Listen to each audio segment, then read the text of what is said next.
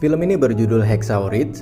Ini adalah film kisah nyata tentang seorang pahlawan Perang Dunia II bernama Desmond Doss yang berperang tanpa memegang senjata sama sekali.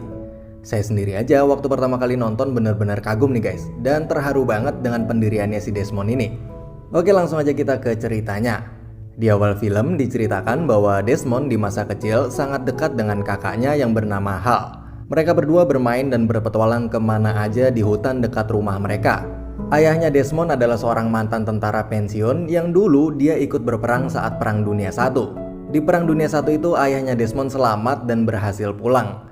Namun seluruh teman-temannya tewas dan hanya pulang nama aja. Nah, dari situ ayahnya Desmond menjadi orang yang sangat depresi karena belum bisa melupakan bagaimana kejamnya Perang Dunia I itu, di mana teman-teman masa kecil ayahnya Desmond itu mati di depan matanya sendiri. Akhirnya ayah Desmond pun menjadi seorang yang pemabuk berat dan berubah jadi ayah yang sangat pemarah. Sangat berbeda dengan ayah Desmond yang sebelum pergi ke medan perang, yang adalah orang yang sangat lembut dan penyayang. Singkat cerita, Desmond kecil yang sedang berkelahi dengan kakaknya tiba-tiba mengambil batu balok gede banget dan kakaknya pun kritis dan hampir meninggal dunia karena hantaman batu itu. Nah, saat di situ Desmond pun shock karena udah nyaris ngebunuh kakaknya sendiri yang sangat dia sayangin. Desmond pun lalu melihat sebuah gambar di dinding rumahnya tentang 7 dosa besar manusia yang salah satunya adalah dosa membunuh. Di situ Desmond pun seperti mendapatkan sebuah teguran spiritual yang sangat menggentarkan hatinya. Untungnya kakaknya itu berhasil selamat. Nah, singkat cerita, Desmond kini sudah tumbuh dewasa dan sekarang Desmond jadi orang yang sangat taat pada agama serta sekarang bekerja dan membantu di sebuah gereja. Dia sekarang kemana-mana sangat memegang teguh semua perintah dan larangan agamanya tersebut, terutama larangan membunuh yang sampai saat ini masih selalu dia ingat jelas. Nah, saat si Desmond ini lagi bantu bersih-bersih gereja, tiba-tiba ada sebuah insiden kecelakaan di depan gereja tersebut. Desmond pun langsung lari keluar dan melihat keadaan orang itu, dan ternyata parah banget nih guys, sampai darahnya muncrat banyak banget.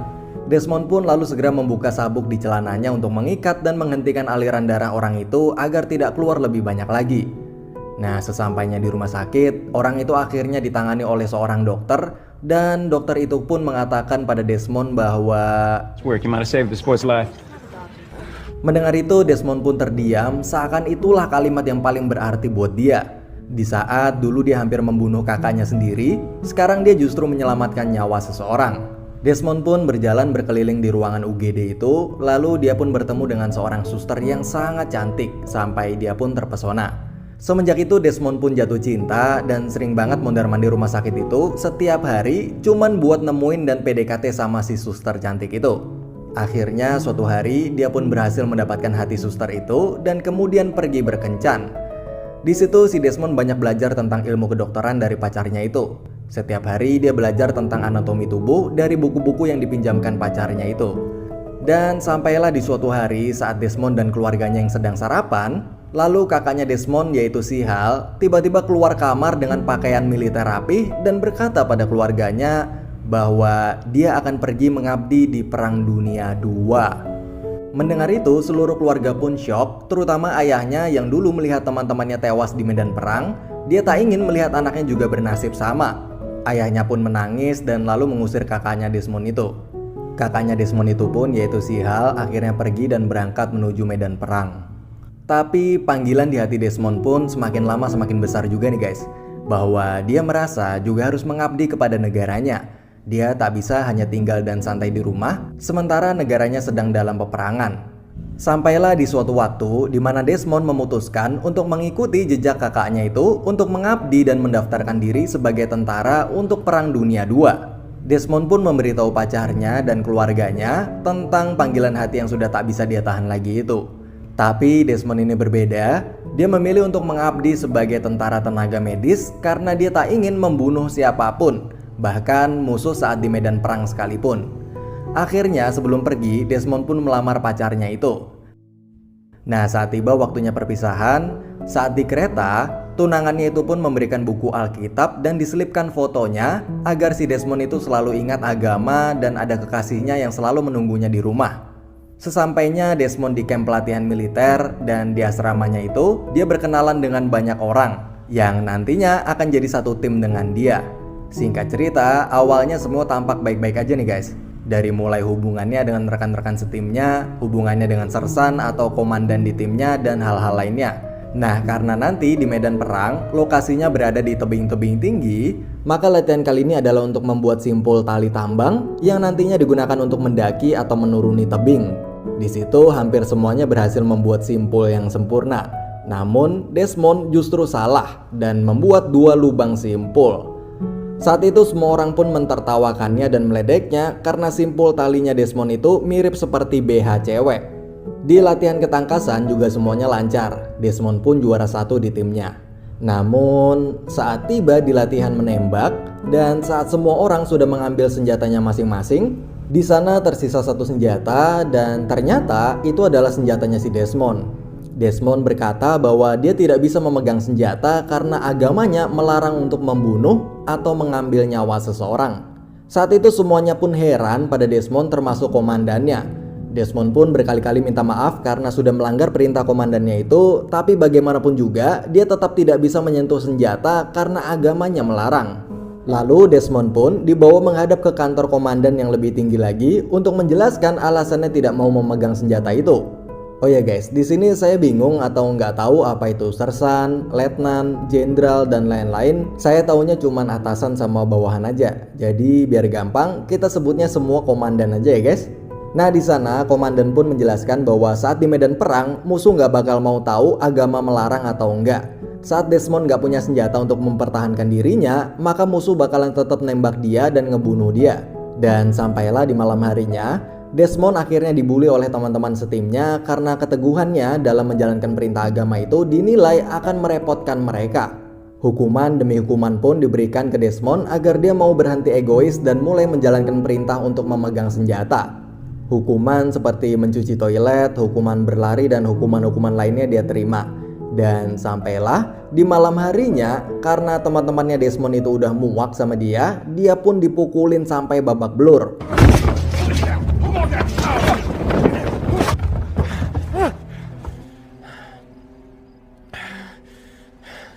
Paginya saat komandan datang, komandan itu pun melihat Desmond yang mukanya penuh luka lebam.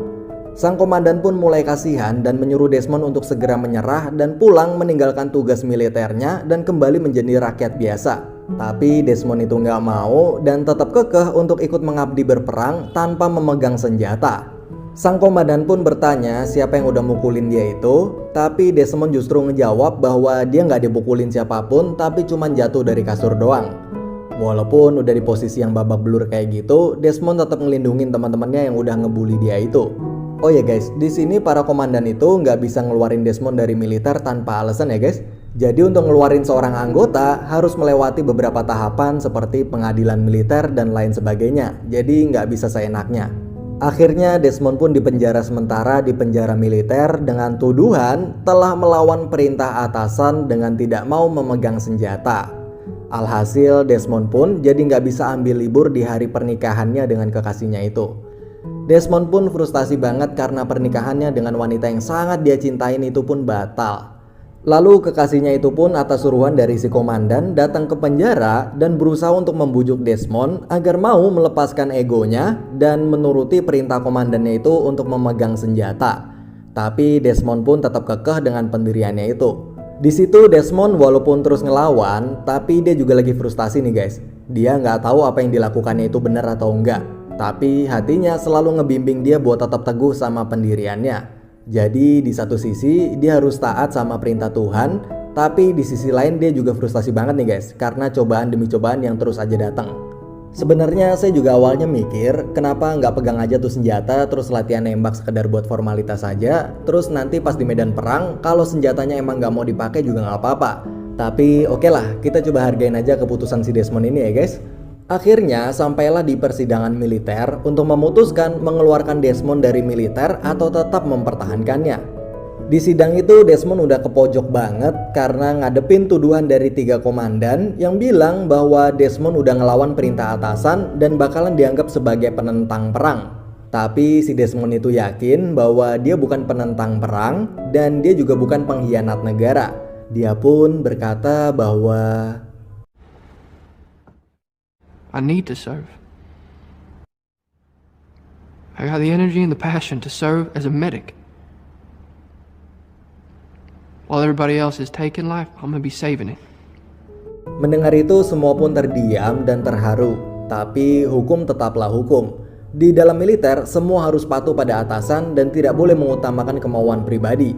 Akhirnya ayahnya Desmond yang seorang mantan tentara saat Perang Dunia I pun datang dengan membawa surat dari panglima militer yang bertuliskan bahwa keputusan Desmond untuk mengabdi sebagai tentara medis adalah hal yang sah.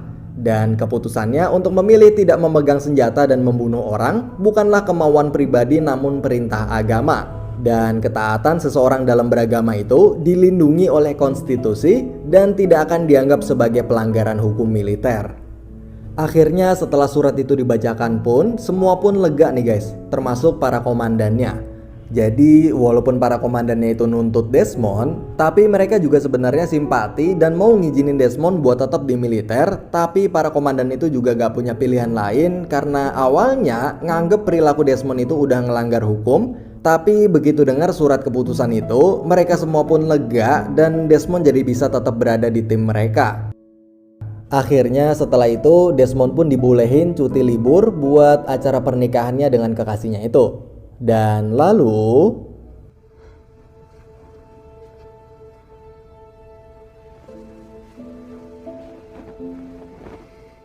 lalu pelatihan pun selesai dan sekarang mereka semua akan menghadapi medan perang yang sesungguhnya melawan Jepang. Karena dulu saat Perang Dunia II persenjataan belum terlalu canggih, jadi faktor yang paling menentukan di dalam perang itu adalah mental para tentaranya nih guys. Dan kita semua tahu gimana ganasnya tentara Jepang. Mereka rela bunuh diri sambil bawa granat buat ngeledakin para tentara lawan. Nah saat habis mendengar hal itu, mental para tentara di tim Desmond pun langsung down karena takut akan keganasan Jepang nanti. Banyak mobil-mobil pengangkut jenazah tentara Amerika yang lalu lalang dan semakin menjatuhkan mental mereka yang melihatnya. Dan akhirnya sampailah di lokasi medan perangnya, yaitu sebuah tebing tinggi yang bernama Hexau.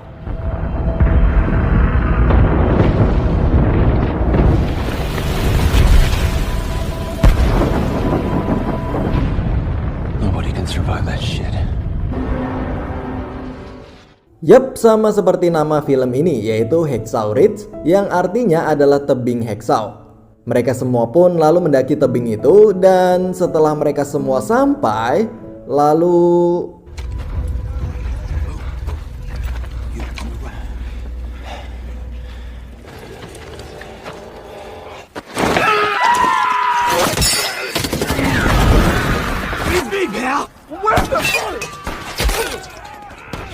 di sini bener-bener kacau nih guys. Saya aja waktu nonton sampai ikut deg-degan. Jadi kita yang lagi nonton pun jadi kayak lagi bener-bener ada di medan perang beneran saking realnya. Kayak pas granat meledak itu ada yang sampai badannya kebelah dua, ususnya keluar semua, kakinya putus, tangannya putus dan lain sebagainya. Tapi kalau saya liatin semua nanti videonya malah keblokir YouTube. Oke, lalu Desmond yang posisinya sebagai tim medis pun terus-menerus menolong dan mengangkut para tentara lainnya yang terluka. Dan beberapa diantaranya adalah teman-teman satu asramanya saat di pelatihan militer. Di saat tim medis lain hanya menolong tentara di barisan belakang dan tengah, ini si Desmond sampai ikut maju ke garis depan nih guys, gokil.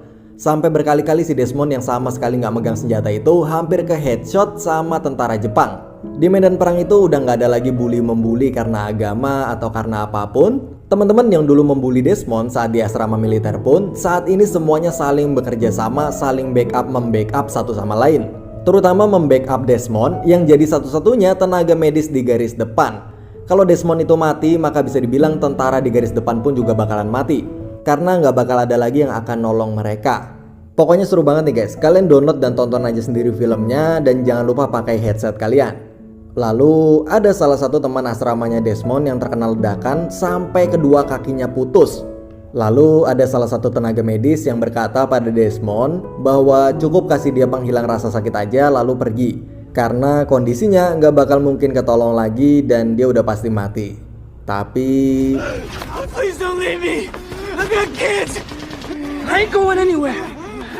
I'm gonna get you home. Desmond pun gak mau ninggalin dia dan tetap ngangkut dia ke belakang dan tetap bilang ke tim medis lain bahwa dia harus tetap diobatin, dia pasti bakalan tetap hidup. Desmond pun terus kembali ke garis depan lagi untuk menolong yang lainnya.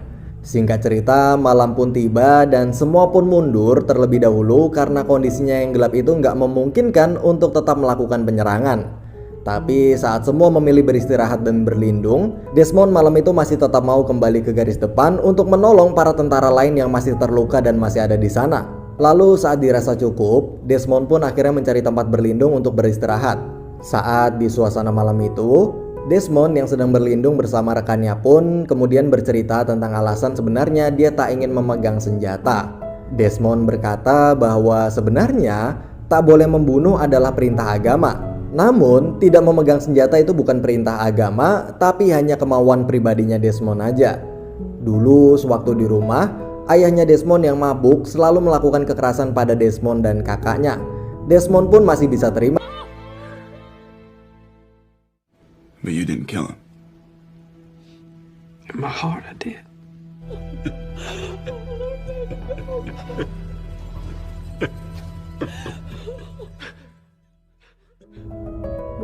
Singkat cerita, pagi hari pun tiba, lalu para tentara Jepang yang jumlahnya ribuan tiba-tiba menyerbu mereka dari bawah tanah. Karena jumlahnya yang sangat banyak, maka mereka pun terpojok dan terpukul mundur dan berlari menuju tebing Heksau untuk kabur turun. Tapi karena penyergapan mendadak itu, jadi banyak banget korban di sana nih guys. Banyak teman-teman asrama yang Desmond kenal meninggal dan terluka di sana.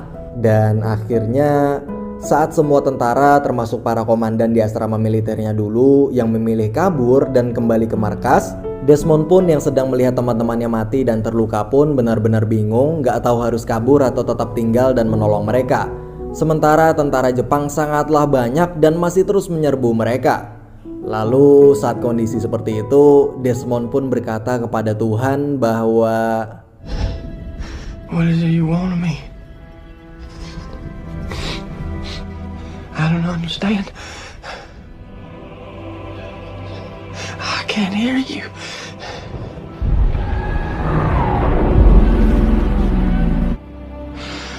All right.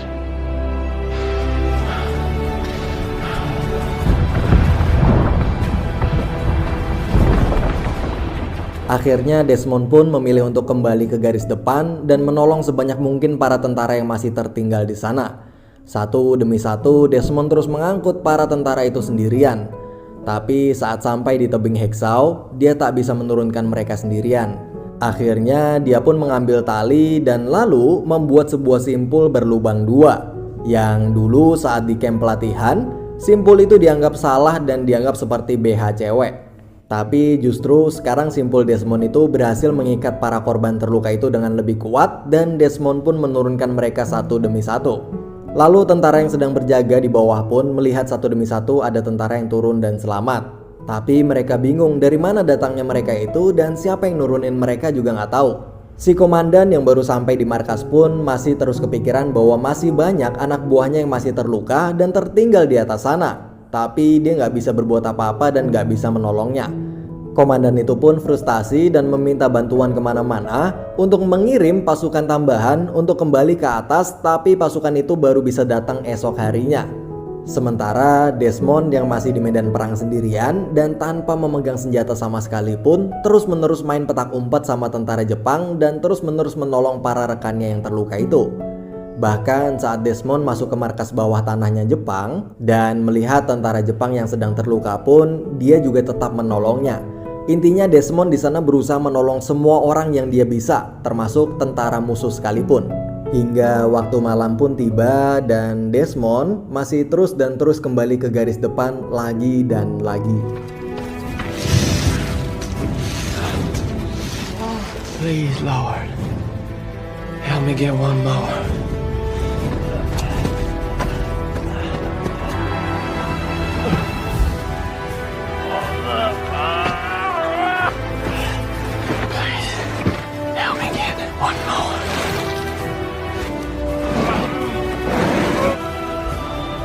One more. Help me get one more. One more. Help me get one more. Sepanjang malam dia sendirian di medan perang tanpa satu orang teman pun. Akhirnya pagi pun tiba, Lalu sang komandan pun kaget melihat semua anak buahnya yang ternyata telah berada di ruang perawatan. Lalu saat komandan itu bertanya siapa yang telah melakukan semua ini, maka mereka pun menjawab bahwa Desmond lah yang telah menolong mereka sendirian di atas sana sepanjang malam. Sang komandan pun akhirnya segera mengumpulkan pasukan untuk kembali ke Hexau. Setelah Desmond merasa cukup, akhirnya Desmond pun berhasil turun dan selamat dari kejaran tentara Jepang itu. Dan saat tiba di bawah, semua tentara di sana benar-benar nggak nyangka sama apa yang udah Desmond lakuin sendirian di atas sana. Mereka semua pun kagum dan benar-benar nganggep Desmond sebagai pahlawan. Saat setelah tiba di markas, sang komandan pun menemui Desmond dan mengatakan pada Desmond bahwa ternyata selama ini dia telah salah. Desmond yang selama ini hanya dianggap sebagai anak yang kurus dan egois karena terlalu taat pada perintah agamanya dan dianggap sebagai penentang perang, tapi justru dia berhasil membuktikan bahwa dia adalah seorang pahlawan. I hope one day you can forgive me. Di akhir film pun diperlihatkan bahwa semua tentara yang sudah berkumpul dan bersiap untuk naik lagi ke Hexau dan berperang lagi. Tapi mereka semua berkata bahwa mereka nggak mau kembali ke atas tanpa Desmond. Mereka semua menganggap bahwa bila Desmond ada bersama mereka, maka Tuhan akan memberikan pertolongan kepada mereka juga. Akhirnya saat detik-detik mereka semua sudah berkumpul dan mau naik ke atas lagi untuk berperang, mereka semua pun masih menunggu. Menunggu Desmond mendoakan keselamatan mereka. Dan film pun berakhir.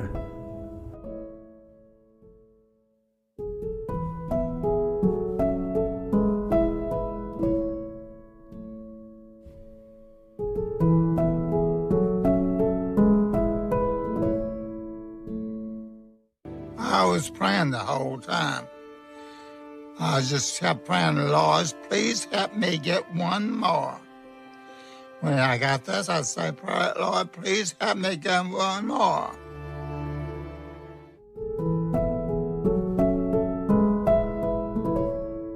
Guys, kalau kalian lihat di setiap video di channel Insomnia ini, kalian pasti sadar bahwa setelah film berakhir, maka Insomnia tidak memberikan kesimpulan dari filmnya. Hal itu karena bila Insomnia simpulkan sendiri filmnya, maka mungkin kalian semua akan setuju, tapi akhirnya pelajaran yang bisa kalian ambil jadi sempit karena hanya dari sudut pandang Insomnia saja. Maka dari itu, Insomnia sengaja nggak memberikan kesimpulan di akhir film, agar kalian semua bisa menyimpulkan dan mengambil pelajaran berdasarkan pendapat kalian masing-masing, yang akhirnya makna dari sebuah film itu pun akan menjadi lebih luas. Oh ya guys, bila kalian lihat data ini, dari sekian banyak penonton setia Insomnia, masih banyak yang belum subscribe. Jadi setelah kamu tutup video ini, jangan lupa untuk tekan tombol subscribe-nya ya guys, karena subscribe dari kalian sangatlah berarti banget buat Insomnia. Dan dengan kalian subscribe, maka setiap malam kalian bakalan dapat film-film yang seru dan inspiratif. Makasih udah nonton, dan bye-bye.